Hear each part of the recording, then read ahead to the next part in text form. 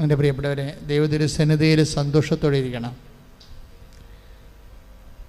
നമുക്ക് കുറേ വിഷയങ്ങളുള്ളതാകാം.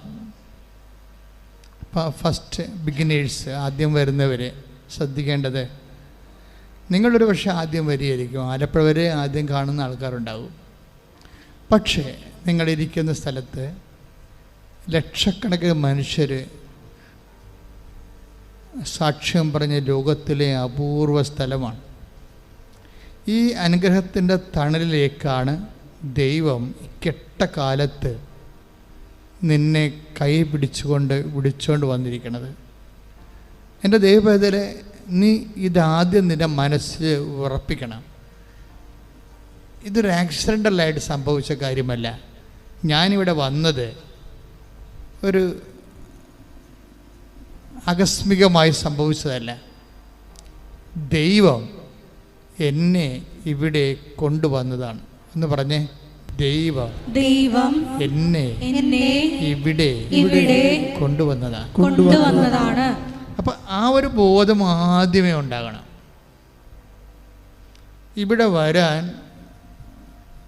ഇവിടെ വന്നാൽ രക്ഷപ്പെടുമെന്ന് ദൈവം കഴിഞ്ഞാൽ പിന്നെ ലോകത്തോട് പറഞ്ഞത് ആരാണെന്നറിയാവോ? ഇവിടെ വന്നാൽ നീ രക്ഷപ്പെടുമോ, നിൻ്റെ ജീവിതത്തിന് പ്രശ്നത്തിന് പരിഹാരം ഉണ്ടാകും എന്ന് ദൈവം കഴിഞ്ഞാൽ പിന്നെ ലോകത്തോട് പറഞ്ഞത് ആരാണെന്നറിയാവോ? പിശാച്. പിശാച് അറിയാലോ ഇവിടെ വന്നാൽ രക്ഷപ്പെടുമെന്ന്. അത് കാരണം രക്ഷപ്പെടാൻ സാധ്യതയുള്ള എല്ലാ വിഷയങ്ങളെയും പിശാച് അറ്റാക്ക് ചെയ്ത് ആദ്യം. അതിലൊന്നാണ് കൃപാസനം പത്രം.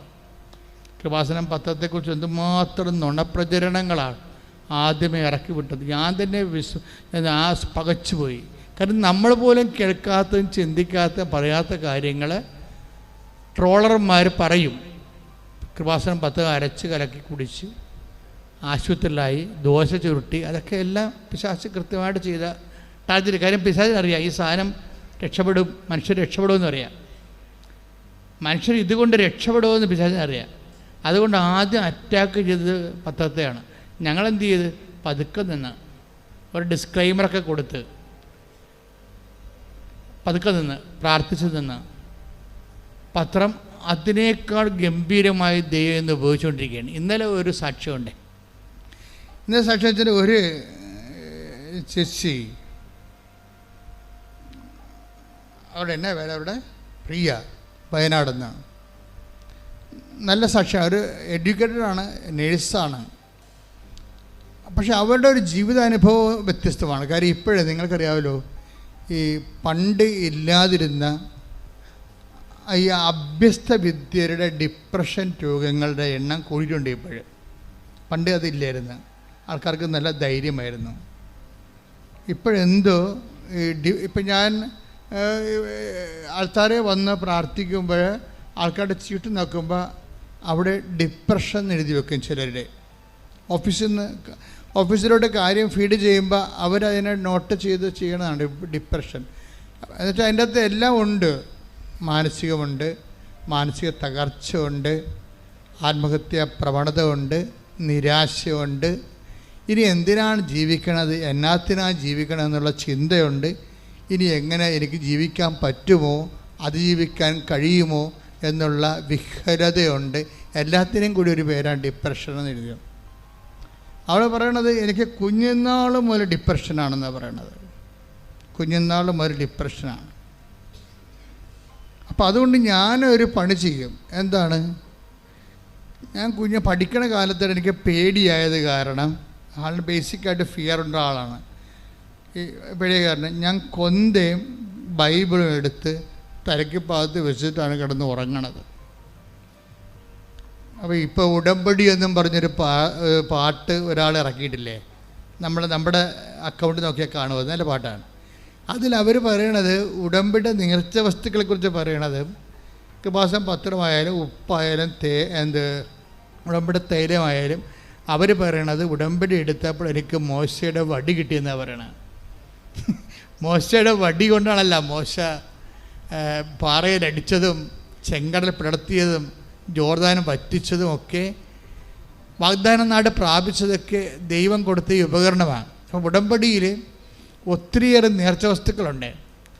അപ്പോൾ പക്ഷെ അത് ഉപയോഗിക്കാൻ അറിയാവുന്നവർ നല്ല ഷാർപ്പ് ഷൂട്ട് ചെയ്യും. അല്ലാത്തവർ, അതുകൊണ്ടാണ് ക്ലാസ്സുകൾ ശ്രദ്ധിക്കണം. ഉടമ്പടി ധ്യാനം നിങ്ങൾക്കും എനിക്കും, എന്നോടും നിങ്ങളോടും ദൈവം സംസാരിക്കുന്ന കോമൺ പ്ലാറ്റ്ഫോം ഉടമ്പടി ധ്യാനമാണ്. പക്ഷേ എനിക്കും അറിയാത്ത കാര്യങ്ങളാണ് ഞാൻ പറയണത്. പലപ്പോഴും ഞാൻ പറഞ്ഞു കഴിഞ്ഞാൽ അവിടെ പോയി എഴുതിയെടുക്കണം നോട്ട് ബുക്കേ.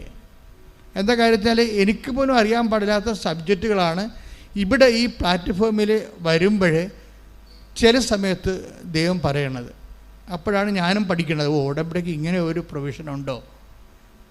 എന്താ കാര്യം, ഇന്നലെ ഒരു മനുഷ്യൻ ഒരു സാക്ഷ്യം പറഞ്ഞ്, ശ്രീകുമാർ, ഇന്നലത്തെ ഒരു സാക്ഷ്യമാണ്. അപ്പോൾ ശ്രീകുമാറിൻ്റെ കാര്യം രസമാണ്.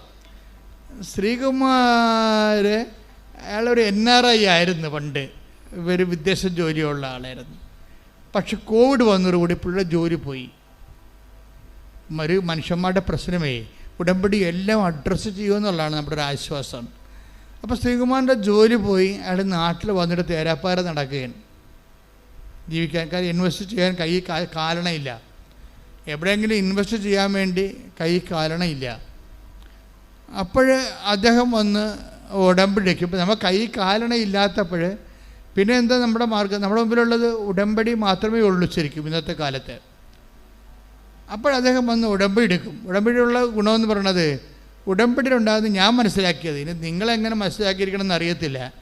കാര്യം ഉടമ്പടി ഈ പാട്ടിൽ പറയണ പോലെ ഈ ദൈവവുമായിട്ടാണ് നമ്മൾ ഉടമ്പടി ചെയ്യണമെങ്കിലും അത് മോണിറ്റർ ചെയ്യണതും അത് ആക്ടിവേറ്റ് ചെയ്യണതും മദറാണ്, അമ്മയാണ്. അമ്മയുടെ മാധ്യസ്ഥതയിലാണ് നമ്മൾ ഉടമ്പടി ചെയ്യണത്. അപ്പം അമ്മയുടെ മാധ്യസ്ഥൻ്റെ ഒരു പ്രശ്നം എന്ന് പറയണത്, ഈ വ്യക്തിയുടെ സ്റ്റാറ്റസ് ഓവർലുക്ക് ചെയ്ത് കളയും. ഞാൻ മനസ്സിലാക്കിയത് അങ്ങനെയാണ്. ഇപ്പം കുറേ ആയില്ലേ, എത്രയോ ഞാൻ അമ്മയുടെ കൂടെ ഈ ശുശ്രൂഷ, കർത്താവിൻ്റെ ശുശ്രൂഷ ചെയ്യാന്ന് പറഞ്ഞിട്ട് വർഷങ്ങളായി, ഒരുപക്ഷെ 4 നൂറ്റാണ്ട് കൂടുതലായി ഈ മരിയ ശുശ്രൂഷ ചെയ്യാൻ തുടങ്ങിയിട്ട്. അപ്പോൾ എനിക്ക് മരിയ ശുശ്രൂഷയും മറ്റ് ശുശ്രൂഷയും തമ്മിലുള്ള വ്യത്യാസം, ഈ മറ്റ് മരിയ ശുശ്രൂഷക്കുള്ള ഗുണമെന്ന് പറയണത് ഫസ്റ്റ് ഫേസിൽ വ്യക്തിയുടെ സ്റ്റാറ്റസ് ഓവർലുക്ക് ചെയ്ത് കളയും. അപ്പോൾ എന്താണ് അത്, എന്താ ഉദ്ദേശിക്കണം? ഇപ്പോൾ വ്യക്തി അയാൾ ചിലപ്പോൾ ഒരു പ്രത്യേക സാഹചര്യത്തിൽ പെട്ട് പാപാവസ്ഥയിലാകാം. പക്ഷേ അയാൾ ചിലപ്പോൾ അദ്ദേഹം ഒരു ഡൈവേഴ്സ്ഡ് പേഴ്സണാകാം. അല്ലെങ്കിൽ ആ സ്ത്രീ ചിലപ്പോൾ ഒരു അബോർഷൻ കഴിഞ്ഞ ആളാം, മനഃപൂർവ്വം പാപത്തിലൂടെ ഗർഭം ധരിച്ചിട്ട് ഒരു അബോർഷനിലൂടെ വീണ്ടും പാപിയായിട്ട് നിൽക്കുന്ന ആളാകാം. പക്ഷേ ഇവർക്ക് ഈ ഞാൻ കണ്ടുവരണത് ഉടമ്പടിയൊക്കെ അമ്മയെടുത്ത് വരുമ്പോൾ ഉണ്ടാകുന്ന പ്രശ്നം, ഇതിനെ ആദ്യം അഡ്രസ്സ് ചെയ്തില്ല അമ്മ.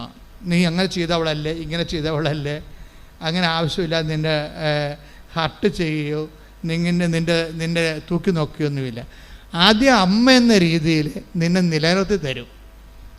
അതാണ് എനിക്ക് ഞാൻ മനസ്സിലാക്കിയ ഏറ്റവും വലിയൊരു ദൈവികമായ സത്യമാണ്. നിൻ്റെ അവസ്ഥ എന്തായാലും ആദ്യം നിന്നെ ദൈവം, നീ ഇപ്പോൾ ഭർത്താവിനെതിരെ കേസ് കൊടുത്ത് വന്ന ആളാണെന്ന് വിചാരിച്ചോ, അല്ലെങ്കിൽ ഭാര്യയ്ക്കെതിരെ കേസ് കൊടുത്തിട്ട് നിൻ്റെ താല്പര്യത്തിന് പറ്റുന്ന രീതിയിൽ കുടുംബജീവിതം കൊണ്ടുപോകാത്തപ്പോൾ നിനക്ക് വിറഞ്ഞ് നീ മനുഷ്യത്വരഹിതമായി പെരുമാറിയിട്ടിടവെന്ന് നിൽക്കണം വിചാരിച്ചു. പക്ഷേ നീ ഒരു കടത്തിലാണെന്ന് വിചാരിച്ചോ, അല്ലെങ്കിൽ നീ ഒരു രോഗത്തിലാണെന്ന് വിചാരിച്ചോ, അമ്മ ആദ്യം അത് അഡ്രസ്സ് ചെയ്തിട്ട് നിങ്ങനെ എനിക്ക് തോന്നുന്നത്, എൻ്റെ ഒരു അനുഭവത്തിൽ എനിക്ക് പറയാനുള്ള ഉപദേശിക്കാനുള്ളത്, നമുക്കീ ഒരു ബോധം ഉണ്ടാകണം.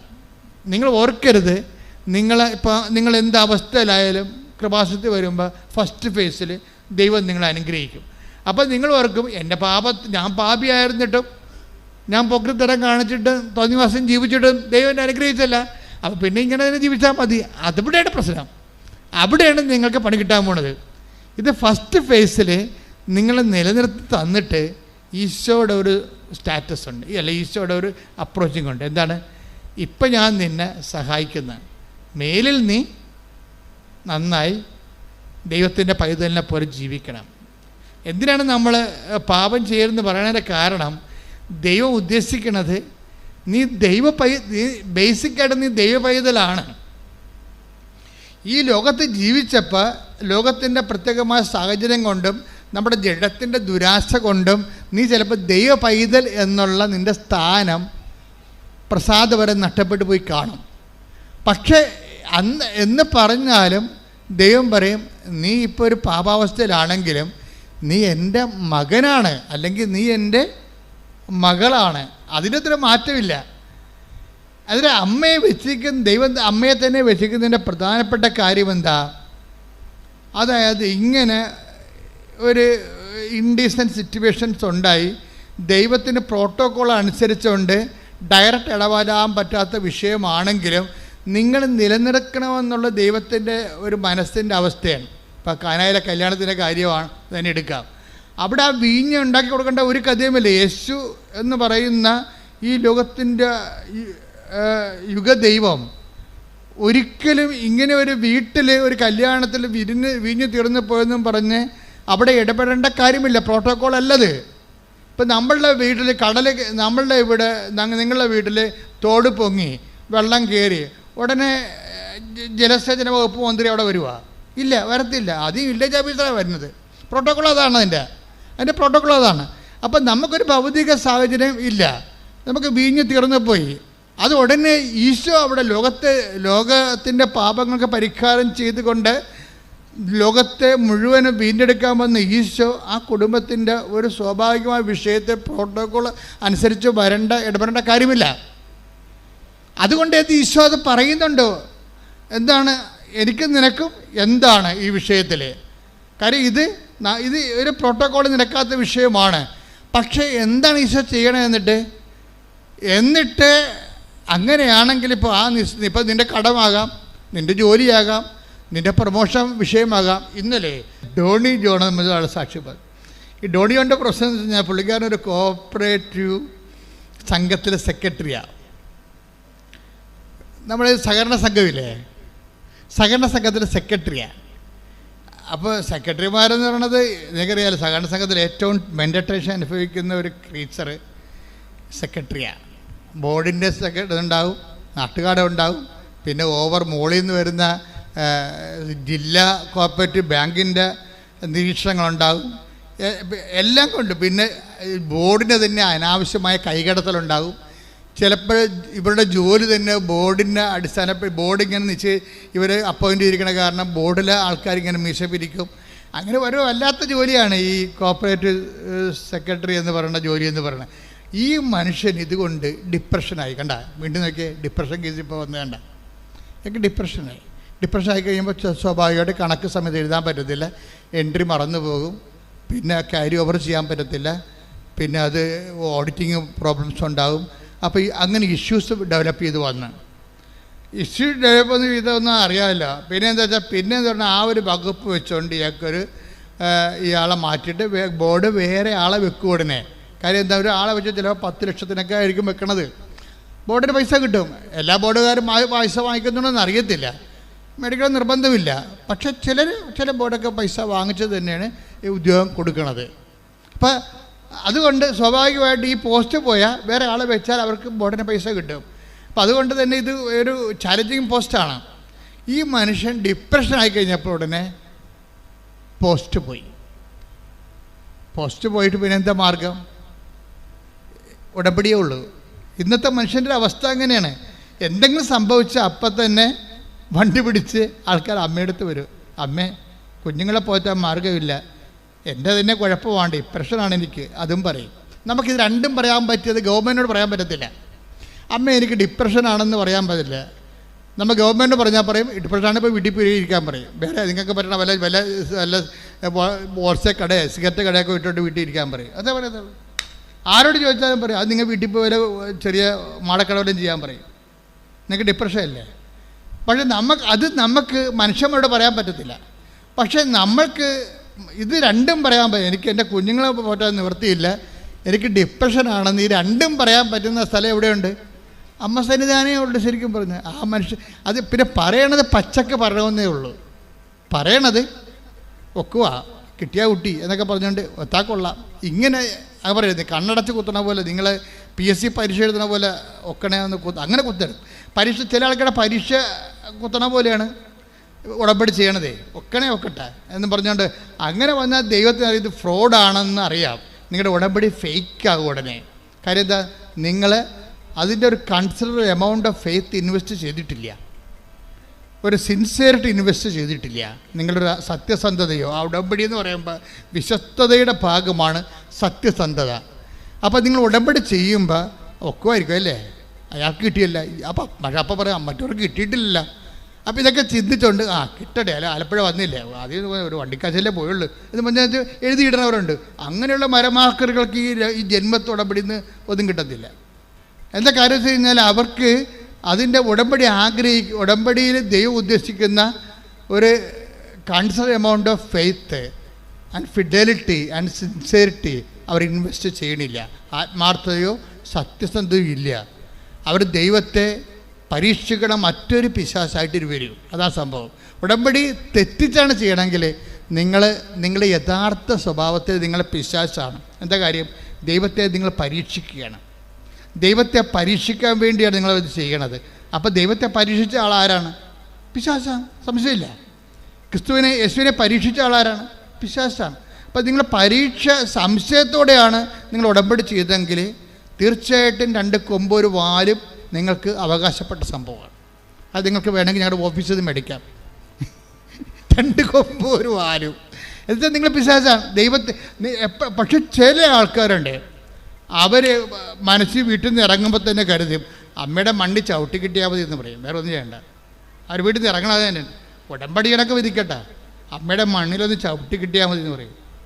അവർ ചവിട്ടി കിട്ടുമ്പോൾ തന്നെ സുഗന്ധം അടിക്കാൻ തുടങ്ങും. അത് അവരുടെ ഫെയ്ത്ത് അതാണ്. അവർ ചവിട്ടുമ്പോൾ തന്നെ അവർ പറയും എൻ്റെ അച്ഛാ വാതിക്കെ ചവിട്ടിയപ്പോൾ തന്നെ ഇത് എവിടെ നിന്നാണ് സുഗന്ധം എന്നറിയാൻ പറ്റുന്നത്. അതവരെ ഫോളോ ചെയ്തുകൊണ്ട് അവരുടെ കൂടെ പോകും. ആ വീടുകളിൽ അവരുടെ വീട്ടിലേക്ക് അത് അവസാനം വരെ നിൽക്കുകയും ചെയ്യും. അത് വീട് വരെ പോകും. ഇഷ്യൂ ഉണ്ടാകുന്ന സമയത്തൊക്കെ സുഗന്ധം പിന്നെയും വന്നുകൊണ്ടിരിക്കും. എന്ന് വെച്ച് കഴിഞ്ഞാൽ ഭയപ്പെടേണ്ട, ഞാൻ നിൻ്റെ കൂടെയുണ്ടെന്നാണ്. ഭയപ്പെടേണ്ട, ഞാൻ നിൻ്റെ കൂടെയുണ്ട് എന്ന് പറയുന്ന വചനം ഒരു വാഗ്ദാനമാണ്. ആ വാഗ്ദാനം നമുക്ക് മരിയൻ അനുഭവത്തിൽ വരുമ്പോൾ സുഗന്ധാഭിഷേകമായിട്ടാണ് പലരും അനുഭവിക്കുന്നത്. ഒന്ന് ശ്രദ്ധിക്കട്ടെ മക്കളെ. യേശുവേ സ്തോത്രം, ഹല്ലേലൂയ ഹല്ലേലൂയ ഹല്ലേലൂയ ഹല്ലേലൂയ യേശുവേ ആരാധന. Hallelujah hallelujah. ഒരുമിച്ച് ശ്രദ്ധിക്കട്ടെ, ശക്തമായി ശ്രദ്ധിക്കട്ടെ. Hallelujah hallelujah. ഉടമ്പടി എടുക്കുന്ന ഞങ്ങളുടെ എല്ലാവരുടെയും കൂടെ മാതാവിന്റെ വലിയ സാന്നിധ്യം സുഗന്ധാഭിഷേകത്തിലൂടെ ഞങ്ങൾക്ക് തരുന്നതിന് നന്ദി പറയുന്നു. അങ്ങയുടെ സാന്നിധ്യത്തിന് നന്ദി പറയുന്നു. Hallelujah hallelujah. ആരാധന ആരാധന ആരാധന അങ്ങേക്ക് ആരാധന ആരാധന ആരാധന ആരാധന അങ്ങേക്ക് ആരാധന. പരിശുദ്ധ പരമദിവ്യകാരുണ്യത്തിന് നേരവും ആരാധനയും സ്തുതിയും പുകഴ്ചയും ഉണ്ടാകട്ടെ. അപ്പോൾ ഈ ഡോണില്ലേ, അതായത് ഡോണി ജോണിൻ്റെ വിഷയം വളരെ ഉടമ്പടി എടുത്തിട്ട് ഇവിടെ ആൾക്കാർ വരുമ്പോൾ ഇവൻ ഭയങ്കര പെർപ്ലസ്ഡാണ്. എന്താണ് പറയേണ്ടത്, എങ്ങനെ അവതരിപ്പിക്കേണ്ടത്, എങ്ങനെ ജീവിക്കണത്, എത്ര കാലം ഇങ്ങനെ പോകും, എൻ്റെ അവസാനം എന്താണ്, നോ ഐഡിയ. അപ്പോൾ ഇവൻ്റെ ഈ ഇന്ന് പരവേശം പരിഭ്രമം കണ്ടപ്പോൾ ഞാൻ ചോദിച്ചു exact what you want exactly, നിനക്ക് എന്താ വേണ്ടതെന്ന് പറഞ്ഞു. അപ്പോൾ അവൻ എന്നോട് അത് തന്നെ പറഞ്ഞ്, ഡോണി എന്താ പറഞ്ഞത്, എനിക്ക് ഡിപ്രഷനാണ്, എൻ്റെ സംഘം ജോലി, എൻ്റെ സെക്രട്ടറി ജോലി പോയി, ഞാൻ എന്ത് ചെയ്യും. അപ്പോൾ ഉടനെ എന്താ ചെയ്യണത്, അവൻ്റെ ആ പേപ്പറെല്ലാം അതുപോലെ വാങ്ങിച്ചിട്ട് മാതാവിൻ്റെ അടുത്ത് സെയിം എന്നാണ് പറയണത്. അവന് ഡിപ്രഷനാണ്, അവൻ്റെ കുഞ്ഞുങ്ങളെ പോറ്റാൻ മാർഗമില്ല, ഓവർ, തീർന്നു. ബാക്കിയെന്ന് പറയുന്ന കൃപാസനത്തിൻ്റെ ആസ്തിയാണ്. ആസ്തിയെന്ന് വെച്ച് കഴിഞ്ഞാൽ ഒരു വല്ലാത്ത ആസ്തിയാണ്. വർഷം 10-32 കൊല്ലം കടലിലും കരയിലുമായി നടത്തിയ കൺവെൻഷൻസും, ഞാൻ 2 മണി രാത്രി തൊട്ട് 3 മണിക്ക്, ഞാൻ വൈകുന്നേരം 6 മണിക്ക് വലിയ ധ്യാനം നടക്കുന്ന സമയത്ത് വൈകുന്നേരം 6 മണിക്ക് ഞാൻ ആൾക്കാരെ കയറിയ ഇറങ്ങണത് വെളുപ്പിന് 4 മണിക്കാണ്. തല പൊട്ടണ പോലെ ഇരിക്കും അവിടെ ആസ്പത്രി ആൾക്കാരെ കണ്ടു. ഇതെല്ലാം ഇത് ആസ്തിയാണ്. ഈ മനുഷ്യന്മാരുടെ സംഭവങ്ങളെല്ലാം കേട്ട് അവസാനത്തെ ആൾ കൃപാസനത്തിൽ ഇറങ്ങുമ്പോൾ വെളുപ്പിനായി പോകും. രാത്രി മുഴുവൻ അതിന് അങ്ങനെ 10 എത്രയോ കൊല്ലം, 2004 മുതൽ തുടങ്ങിയ 2000 കോവിഡ് വരെയുള്ള കാലം, അതെല്ലാം ആസ്തിയാണ്. വാരിക്കെട്ടി പ്രാർത്ഥിക്കേണ്ട കാര്യമില്ല, നല്ല ആസ്തിയുണ്ട്. ദൈവതിരുസന്നിധിയിൽ ജനങ്ങളുടെ കൂടെ നിന്നും അവിടെ കണ്ണുനീര് കർത്താവിൻ്റെ തിരുസന്നിധിയിൽ വെച്ചും അതിനുവേണ്ടി ഉപവസിച്ചും ഒക്കെ നല്ല ആസ്തിയുണ്ട്. അപ്പോൾ ഈ വിഷയം പറഞ്ഞാൽ മതി, ഡോണിൻ്റെ ജോലിയില്ല, അവന് ഡിപ്രഷനാണ്, അത്രേ ഉള്ളൂ. അപ്പോൾ ഇത് നോട്ട് ടൈം. മാതാവ് അത് മേടിച്ചിട്ട് അങ്ങനെ തന്നെ ഒരു പച്ചമഷിക്ക് അങ്ങോട്ടൊരു റീസ്റ്റേറ്റ് ചെയ്യണം പറഞ്ഞൊരു ഒപ്പിട്ടാൽ മതിയല്ല, സെക്കൻഡുകൾക്കുള്ളിൽ അവനെ തിരിച്ചെടുത്ത്. ശ്രുതികട്ടെ ഹല്ലേലൂയ, നന്ദി യേശുവേ, ശ്രുതികട്ടെ ഹല്ലേലൂയ, ഹല്ലേലൂയ, ഹല്ലേലൂയ, നന്ദി യേശുവേ, നന്ദി യേശുവേ, നീ ചെയ്ത നന്മകൾ കോരായിരം നന്ദി. നന്ദി യേശുവേ, നന്ദി യേശുവേ, നീ ചെയ്ത നന്മകൾ കോരായിരം നന്ദി. ശക്തിയാലല്ല, കൈയുടെ ബലത്താലല്ല, നിന്റെ അല്ലയോ എന്നെ നടത്തിയത്. ശക്തിയാലല്ല, കൈയുടെ ബലത്താലല്ല, നിന്റെ അല്ലയോ എന്നെ നടത്തിയത്. അതായത് ആസ്തി എന്ന് അച്ഛൻ പറഞ്ഞപ്പോൾ നിങ്ങൾ എന്താ വിചാരിച്ചത്? ആത്മരക്ഷയ്ക്ക് വേണ്ടി ഒരു വ്യക്തി ചെയ്യുന്ന പ്രേക്ഷിത നടപടിക്രമങ്ങളാണ്. അത് ക്രിസ്തുവിൻ്റെ വിശുദ്ധ രക്തത്തോട് ചേർന്നുകൊണ്ട്, യേശുക്രിസ്തുവിൻ്റെ വിശുദ്ധ രക്തം ഈ ഭൂമി വീണതിൻ്റെ പിന്നിൽ നമ്മളെ മുഴുവനും വീണ്ടെടുക്കുക എന്നുള്ളതും അതിന് വില കൊടുക്കുക എന്നുള്ളതും രക്ഷാകര പദ്ധതിയുടെ ഭാഗമായിട്ട് ക്രിസ്തു ചെയ്ത സ്വർഗീയമായ ദൗത്യമാണ്. ഇതിനോട് ഐക്യദാർഢ്യം പുലർത്തിക്കൊണ്ടാണ് മറ്റുള്ളവരെ, ക്രിസ്തുവിനെ അറിയാത്തവരെ അറിയിക്കുകയും വേദനിക്കുന്നവരെ ക്രിസ്തുവിൽ ആശ്വസിപ്പിക്കുകയും ചെയ്യണം. ആ പണിയാണ് നിങ്ങളും ചെയ്യണത്. ഉടമ്പടിയിൽ നിങ്ങളുടെ ആസ്തി വർദ്ധിപ്പിക്കാൻ വേണ്ടി ഒത്തിരിയേറെ പ്രൊമോഷൻ ഫോർമുലയുണ്ട്. അതായത് നിങ്ങൾ ഒരു അനുഗ്രഹം ഇവിടെ കൈപ്പറ്റി സാക്ഷ്യം പറഞ്ഞെന്ന് പറഞ്ഞാൽ അത് വർക്കൗട്ട് ചെയ്യത്തില്ല. കാര്യം നിങ്ങൾക്കറിയാമല്ലോ, ഇപ്പം ബാങ്കിൽ കിടക്കണ പൈസ നമ്മൾ എടുത്തോണ്ട് ഇരുന്ന് കഴിഞ്ഞാൽ തീർന്നു പോകും അല്ലേ? അവസാനം 1000 രൂപ എല്ലാം ഉണ്ടെന്നുണ്ടെങ്കിൽ, അവസാനം ബാങ്ക് അക്കൗണ്ടിൽ 1000 രൂപയാണുള്ളതെന്നുണ്ടെങ്കിൽ 5 മാസം കഴിഞ്ഞ് ചെല്ലുമ്പോൾ 1000 രൂപ ഉണ്ടെന്ന് പറഞ്ഞ് ചെക്ക് എഴുതിയാൽ പറയുമ്പോൾ 1000 രൂപ ഒന്നും ഇല്ല, കാശ് ഇങ്ങോട്ട് തരാമെന്ന് പറയും. നിങ്ങൾക്കിവിടെ അക്കൗണ്ട് സൂക്ഷിച്ചതിന്, നിങ്ങളുടെ അക്കൗണ്ട് ഞങ്ങൾ സൂക്ഷിച്ചതിന് ആ സർവീസ് ചാർജായിട്ട് നിങ്ങളുടെ 1000 രൂപ ആവിയായിപ്പോയി. ഈ അക്കൗണ്ട് ഇപ്പോൾ വേണമെന്നുണ്ടെങ്കിൽ കാശ് ഇങ്ങോട്ട് തരണമെന്ന് പറയും. ഒരു ചേട്ടത്തിന് ഞാൻ ഇന്നലെ ഓടിച്ചിട്ട് ഇവിടെ കൊച്ചത്തെ സോപ്പിട്ട് അച്ചെടുത്ത് ഞാൻ. എന്താ പ്രശ്നം വെച്ചാൽ ഇവർ വെള്ള ഉടമ്പടിയാണ് അവരുടെ വെള്ള ഉടമ്പടി എന്ന് വെച്ച് കഴിഞ്ഞാൽ 3ാമത്തെ പുതുക്കാണെന്ന് തോന്നുന്നു. 4ാമതല്ലേ സിൽവർ ഗ്രേ കിട്ടുന്നത്. വെള്ള ഉടമ്പടിക്ക് കക്ഷി 2 സാക്ഷ്യം നേരത്തെ പറഞ്ഞിട്ടുണ്ട്. ഇപ്പം 3ാമത്തെ സാക്ഷ്യത്തിന് കയറിയതാണ്. 3ാമത്തെ സാക്ഷ്യം ഇവരെന്തൊക്കെ പറഞ്ഞു കഴിഞ്ഞപ്പോൾ കൊച്ചൻ കാരുണ്യ പ്രവർത്തികൾ വല്ലതും ഉണ്ടാ പറയാമെന്ന് വെച്ചപ്പോൾ കാരുണ്യ പ്രവർത്തികളൊന്നും ചെയ്യാൻ ഒത്തിട്ടില്ല. പിന്നെ ഈ പണ്ടാര എന്തിനാണ് ഉടമ്പടി എടുത്തത്? അപ്പോൾ ഈ ഉടമ്പടി വെള്ളയായിട്ടും ഇവർക്ക് തലയിൽ വെളിവില്ല. ഇവർക്ക് ഉടമ്പടി എന്താണെന്ന് അറിയത്തില്ല. ദൈവത്തിൽ നിന്നുള്ളതെല്ലാം ചിരണ്ടി എടുക്കണമെന്നല്ലാതെ ദൈവത്തിൻ്റെ ഉള്ളിൽ നമുക്ക് നിക്ഷേപമില്ല. നിങ്ങൾക്കറിയാമല്ലോ, ഒരു ഉടമ്പടി ഞാനൊന്ന് ചോദിക്കട്ടെ, നിങ്ങൾ വെള്ള ഉടമ്പടിയാണ്, പക്ഷേ ഇന്ന് വരെ നിങ്ങൾക്ക് ദൈവത്തിനേക്കൊന്നും ഒരു ആസ്തിയും കിട്ടിയിട്ടില്ല. നിങ്ങൾ സന്തോഷിക്കണം. എന്താണ്? ഇത് മുഴുവൻ പരസ്യക്ക ഡിപ്പോസിറ്റാണ്. അതിൻ്റെ അർത്ഥം നിന്നെ കാര്യമായി അനുഗ്രഹിക്കേണ്ട ഒരു സമയം വന്നാൽ, നിനക്ക് ബോധമില്ലാതെ കിടന്നാൽ പോലും നിന്റെ ദൈവം നിന്നെ ബോധത്തിലേക്ക് വിളിച്ചു നടത്തും. ശ്രുതിക്കട്ടെ ഹല്ലേലൂയ, ഹല്ലേലൂയ, ഹല്ലേലൂയ. യേശുവേ പാലിക്കുന്നതിലൂടെ സ്വർഗ്ഗത്തിൽ നമ്മുടെ ആസ്തി വർദ്ധിപ്പിക്കുന്നതിന് നന്ദി പറയുന്നു. Hallelujah, hallelujah. നമ്മളെ സമ്പന്നരാക്കുന്നത് നന്ദി പറയുന്നു. ഹല്ലേലൂയ. പ്രാണപ്രിയ ചങ്കിലെ ചോരനെ നിന്നെടുത്തവരേ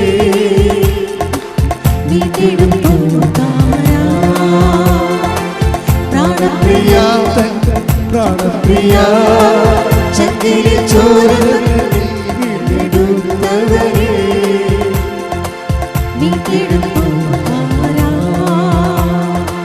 പ്രാണപ്രിയൻ തന്റെ ചങ്കിലെ ചോര എന്നെയും വീണ്ടെടുത്തു. പ്രാണപ്രിയൻ തന്റെ ചങ്കിലെ ചോര എന്നെയും വീണ്ടെടുത്തു.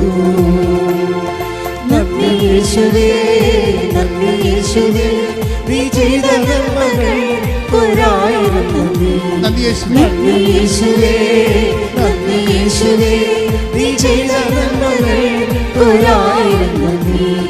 ശക്തിയാലല്ല കൈയുടെ ബലത്താലല്ല നിന്റെ ദയയല്ലയോ എന്നെ നടത്തിയത്. ശക്തിയാലല്ല കൈയുടെ ബലത്താലല്ല നിന്റെ ദയയല്ലയോ എന്നെ നടത്തിയത്. നിന്നത് കൃപയാ കൃപയാ ദൈവ കൃപയാ നിത്യടും ദയയാ ദയയാ നിത്യദയയാ. നിന്നത് കൃപയാ കൃപയാ ദൈവ കൃപയാ നിത്യടും ദയയാ ദയയാ നിത്യദയയാ. തൃശ്ശൂരിൽ നിന്ന് ജെസ്സി ജസ്റ്റർ എന്നും പറഞ്ഞ് ലിസി ജസ്റ്റർ തൃശ്ശൂർ നമ്മുടെ ടീച്ചറാണ്. ഒരു ചേച്ചി അവരൊരു സാക്ഷ്യം പറഞ്ഞായിരുന്നു. അവർ ടീച്ചറാണ്, ലിസി ജസ്റ്റർ. ഇന്നലെ പറഞ്ഞ സാക്ഷ്യമാണ്. നിങ്ങളൊന്ന് ശ്രദ്ധിച്ചാൽ സാക്ഷ്യത്തിൻ്റെ ക്വാളിറ്റിയൊക്കെ വല്ലാണ്ട് അങ്ങനെ കൂടുന്നുണ്ടേ. അതായത് ഉടമ്പടിയുടെ മുഴുവനും ആത്മാവ് പ്രത്യേകിച്ച് എഡ്യൂക്കേറ്റഡ് ആൾക്കാരെ സാക്ഷ്യം നിങ്ങൾ ശ്രദ്ധിക്കണം. ഇതിൻ്റെ ഒരു പ്രോബ്ലം വന്നത് ഇപ്പോൾ നമ്മൾ അഭിമുഖീകരിക്കുന്ന ഒരു പ്രശ്നം, എഡ്യൂക്കേഷൻ കുറവുള്ളവർക്ക് ഉടമ്പടിയെക്കുറിച്ച് ഒരു ഐഡിയ അതിനെ കറക്റ്റ് ആക്ടിവേറ്റ് ചെയ്യാൻ പറ്റണില്ല. കാര്യം ഇത് വളരെ മാത്തമാറ്റിക്കലായിട്ട് നമ്മൾ പ്ലേസ് ചെയ്യണമാണല്ലോ. ഇതെല്ലാം ഒരു പ്രത്യേക പ്രോജക്റ്റ് പോലെ വരണത്. അതുകൊണ്ട് ഇതിൻ്റെ ഓരോ നടപടിക്രമങ്ങളെ നല്ല ശ്രദ്ധയോടെ ചെയ്ത് വൃത്തിയായിട്ട് ഇത് ഇൻവെസ്റ്റ് ചെയ്യുന്ന ആൾക്കാരുണ്ട്. അവർക്കൊക്കെ പടപടാന്ന അനുഭവങ്ങളാണ്. ചില ആൾക്കാർക്ക് ശ്രദ്ധിക്കത്തില്ല.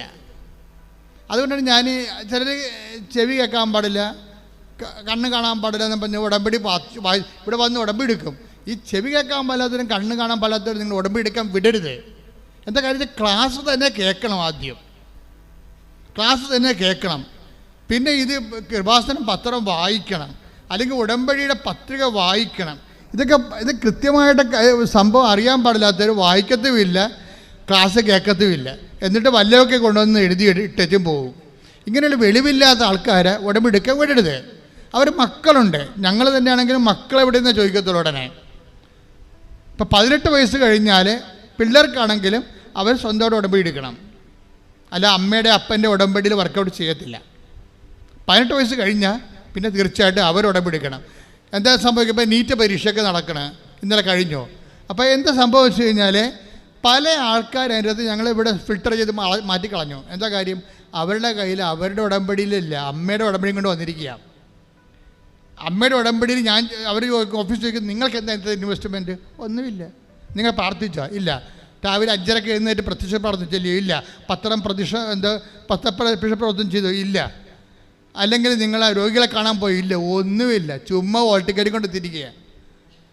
അപ്പോൾ അതിനെ സംബന്ധിച്ച് അത് നിങ്ങൾ വേറെ എവിടെയെങ്കിലും പോയാൽ മതി, ഇവിടെ വരരുത്. ഇവിടെ വരുമ്പോൾ ഇത് ഉടമ്പടി, ദൈവം ഉടമ്പടി നൽകിയിരിക്കണതാണ്. അപ്പോൾ നമുക്ക് ദൈവത്തിൻ്റെ മനസ്സനുസരിച്ച് മുന്നോട്ട് പോകാൻ പറ്റത്തുള്ളൂ.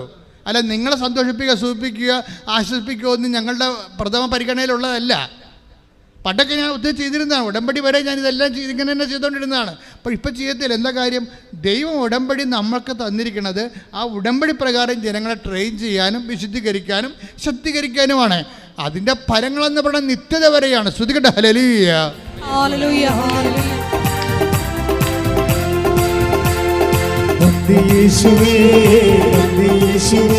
നീ ചെയ്ത നന്മകൾക്കൊരായിരം നന്ദി. യേശുവേ യേശുവേ നീ ചെയ്ത നന്മകൾക്കൊരായിരം നന്ദി.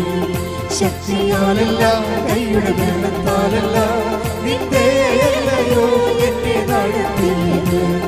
ശക്തിയാലല്ല കൈയുടെ ബലത്താലല്ല നിന്റെ ദയയല്ലയോ എന്നെ നടത്തിയത്.